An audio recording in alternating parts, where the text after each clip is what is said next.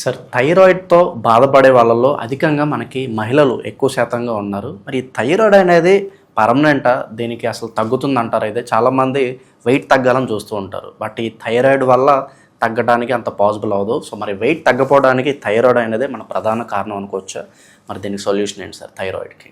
So మనకు ఒక group of diseases ఉన్నాయండి. దాన్ని మనం ఏమంటామంటే మెటబాలిక్ డిజార్డర్స్ అంటాం.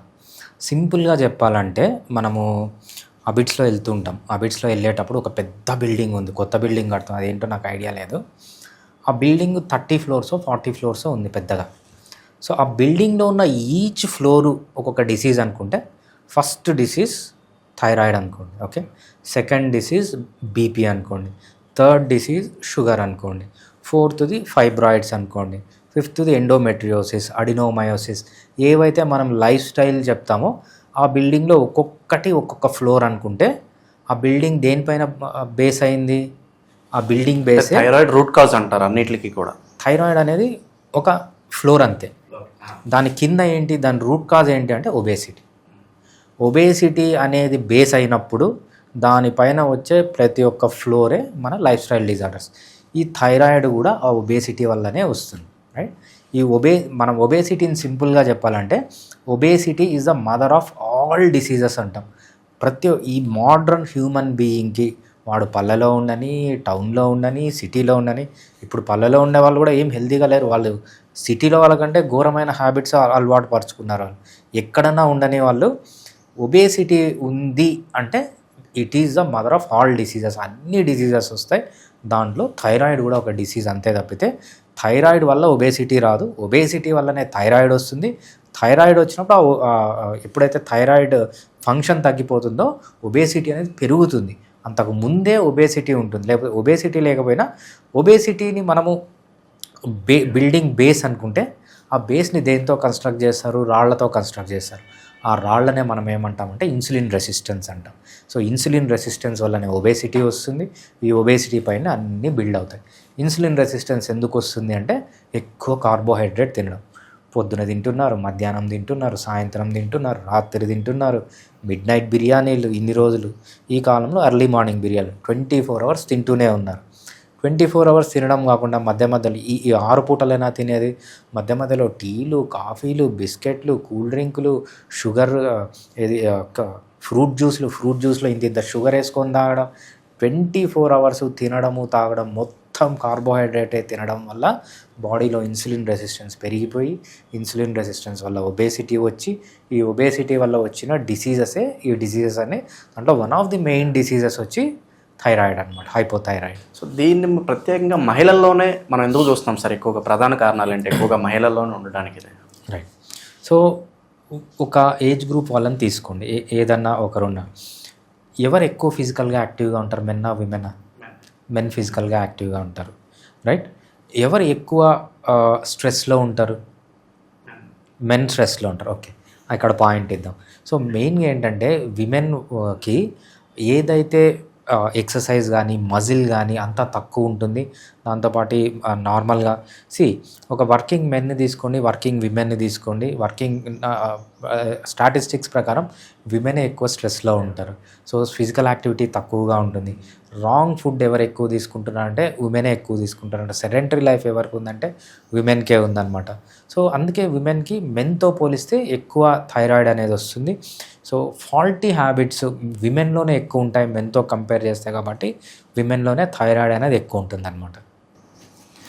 సార్ కొంతమంది మనం చూస్తుంటాం జీవితాంతం కూడా వీళ్ళు మెడిసిన్స్ వాడుతూ ఉంటారు థైరాయిడ్కి. ఇలాంటి సిచ్యువేషన్ జనరల్లీ ఏ సినారియోలో వస్తూ ఉంటుంది సార్ మనకి? మనము థైరాయిడ్లో చాలా ప్రాబ్లమ్స్ ఉన్నాయి.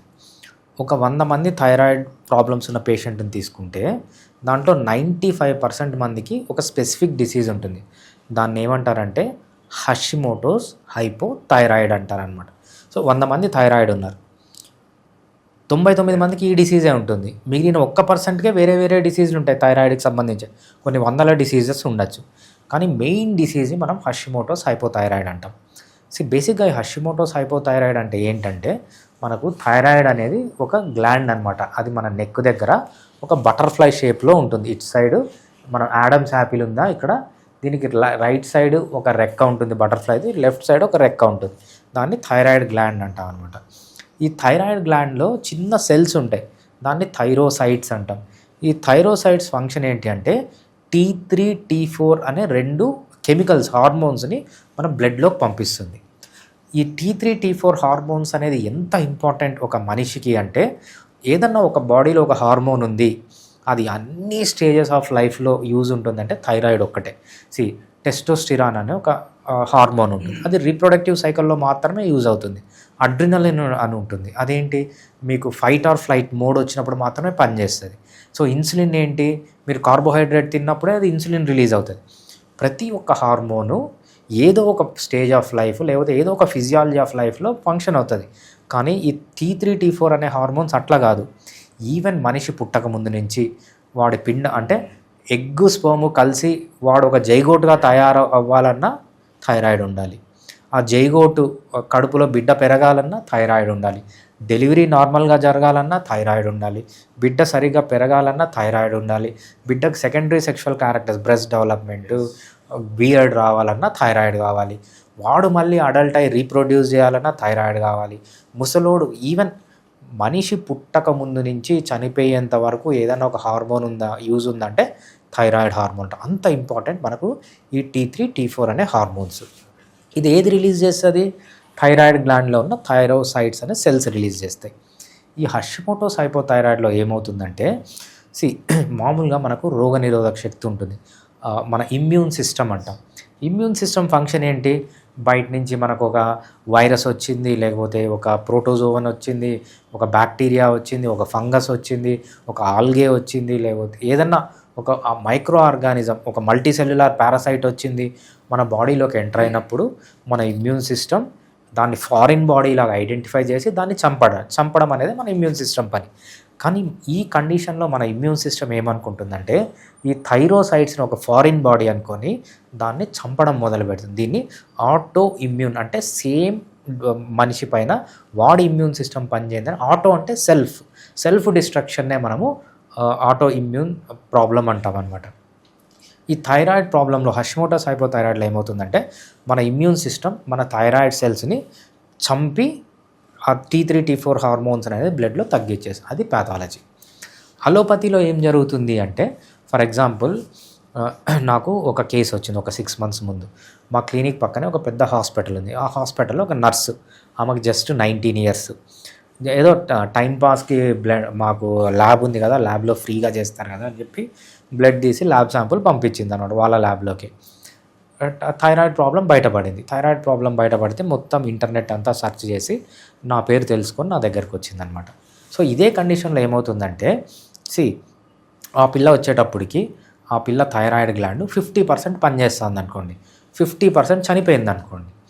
అలోపతి వాళ్ళు ఏం చేస్తారు, ఏదైతే ఈ 50% చనిపోవడం వల్ల T3 T4 బ్లడ్లో తగ్గిపోయాయో దానికి మెడిసిన్ ఇస్తారు. అంటే తగ్గిపోయిన T3 T4కి మెడిసిన్ ఇస్తారు, అంటే బ్లడ్లో T3 T4ని పెంచుతారు. అప్పుడు థైరాయిడ్ గ్లాండ్ ఏమనుకుంటుంది, దీన్ని మెడికల్గా డిస్యూజ్డ్ అట్రఫీ అంటాం అనమాట.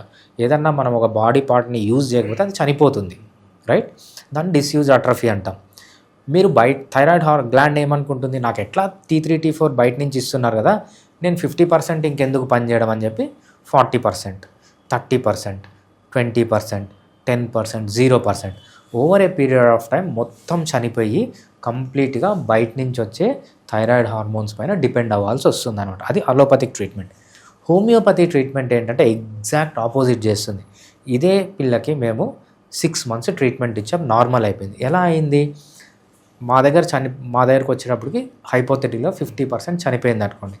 హోమియోపతి మందులు ఏం చేస్తాయంటే ఆ ఆటో ఇమ్యూన్ ప్యాథాలజీని తగ్గిస్తాయి. తగ్గించినప్పుడు 50% బతికింది 60% బతుకుతుంది, కొన్ని రోజుల తర్వాత 70% బతుకుతుంది, 80% బతుకుతుంది, 90%, 100%. కొన్ని రోజుల తర్వాత దాని ఫుల్ స్ట్రెంగ్త్ దానికి వచ్చి, దాని ఫుల్ లైఫ్ దానికి వచ్చి బయట నుంచి మెడిసిన్స్ తీసుకోకుండా కంప్లీట్గా స్టాప్ చేయొచ్చు అనమాట. అది హోమియోపతి ఎలా పనిచేస్తుంది, అలోపతి ఎలా పనిచేస్తుంది. అలోపతి మెడిసిన్స్ తీసుకుంటే లైఫ్ లాంగ్ ఎందుకు వాడాలి, హోమియోపతి మెడిసిన్స్ తీసుకుంటే కొన్ని రోజులు వాడి ఎందుకు మానేయచ్చు అంటే బేసిక్గా హోమియోపతిలో మనం రూట్ కాజ్ అంటాం. ఎప్పుడైతే రూట్ కాజ్ని అడ్రస్ చేస్తామో ఆ చనిపోయిన థైరాయిడ్ గ్లాండ్ మళ్ళీ బతికి వీళ్ళని మెడిసిన్ పైన డిపెండెన్సీ కంప్లీట్గా తీసేయడమే హోమియోపతి ట్రీట్మెంట్ అనమాట. సార్ ఈ థైరాయిడ్తో బాధపడుతున్న వాళ్ళు ఇన్ కేస్ ప్రెగ్నెన్సీ ప్లాన్ చేసుకునేటప్పుడు ఎలాంటి జాగ్రత్తలు తీసుకోవాలి? ప్రెగ్నెన్సీ ప్లాన్ చేసుకునేటప్పుడే థైరాయిడ్ కంపల్సరీ చెక్ చేస్తారు. థైరాయిడ్ చెక్ చేసినప్పుడు థైరాయిడ్ నార్మల్ ఉన్నప్పుడే ప్రెగ్నెన్సీ నిలబడుతుంది, ప్రెగ్నెన్సీకి వెళ్ళమని సజెస్ట్ చేస్తారు తప్పితే థైరాయిడ్ ఇంబ్యాలెన్స్ ఉన్నప్పుడు ప్రెగ్నెన్సీకి వెళ్ళడం అనేది మంచిది కాదు. నేను ఇందాక చెప్పినట్టు ఏదన్నా ప్రపంచంలో మన బాడీలో ఒక హార్మోన్ ఉంది, అది పుట్టక ముందు నుంచి చనిపోయేంత వరకు ఒక మనిషికి ప్రతి స్టేజ్ ఆఫ్ లైఫ్లో మేజర్ రోల్, మైనర్ రోల్ కాదు, చాలా మేజర్ రోల్ ప్లే చేస్తుందంటే థైరాయిడ్. ఎస్పెషలీ ఫర్టిలైజేషన్ కావాలన్నా, జైగోట్ జాగ్రత్తగా పెరగాలన్నా, డెలివరీ బాగా జరగాలన్నా, బిడ్డ డెవలప్మెంట్ కడుపులో బాగా ఉండాలన్నా, అబార్షన్స్ కాకుండా ఉండాలన్నా, అన్ని ఫంక్షన్స్కి థైరాయిడ్ హార్మోన్ అనేది చాలా ఇంపార్టెంట్ అనమాట. మరి దీనికి శాశ్వత పరిష్కారం అంటే ఏం చెప్తారు సార్ థైరాయిడ్కి? థైరాయిడ్కి శాశ్వత పరిష్కారం అంటే చాలా సింపుల్, 2 పాయింట్లు. కొంచెం లైఫ్ స్టైల్లో మోడిఫికేషన్స్ చేసుకోండి, డైట్లో చేంజెస్ చేయండి, బాగా నిద్రపోండి, రెగ్యులర్ ఎక్సర్సైజ్ చేయండి, లైఫ్లో స్ట్రెస్ తగ్గించుకోండి, ఆల్కహాల్ స్మోకింగ్ ఉంటే తగ్గించుకోండి, హోమియోపతి వాడండి. ఈ 2 పనులు చేస్తే మీకు థైరాయిడ్కి కంప్లీట్గా తగ్గిపోతుంది. థైరాయిడ్ కేసెస్లో homeopathy success rate almost 95% to 98%. నేను ఇంతవరకు some thousands of thyroid cases treat చేశాను. నాకు తెలిసి అయితే ఫెయిల్యూర్ లేదు. మేబీ నాకు తెలియకుండా 1-2 ఉండొచ్చు, డాక్టర్లు ఏం దేవుళ్ళు కాదు. సో అంత సక్సెస్ రేట్ ఉంటుంది థైరాయిడ్లో homeopathy. Apart from these medicines, మీ కేస్ స్టడీలో తెలుసో తెలియకో ఈ థైరాయిడ్తో బాధపడుతున్న వాళ్ళు కామన్గా చేస్తున్న మిస్టేక్స్ ఏంటి సార్? అంటే వీళ్ళ యాక్షన్స్ ద్వారా దాన్ని ఇంకా పెంచుకుంటున్నారంటే ఏం చెప్తారు? ఎలాంటి యాక్షన్స్? ఒకటండి, ఎక్కువ చెప్పాను, ఎక్కువ కార్బోహైడ్రేట్ తినడం, చాక్లెట్లు, బిస్కెట్లు, స్వీట్లు, ఫ్రూట్స్, ఏవైతే తీపి పదార్థాలు, తేనె, బెల్లము, చక్కెర, ఇవి.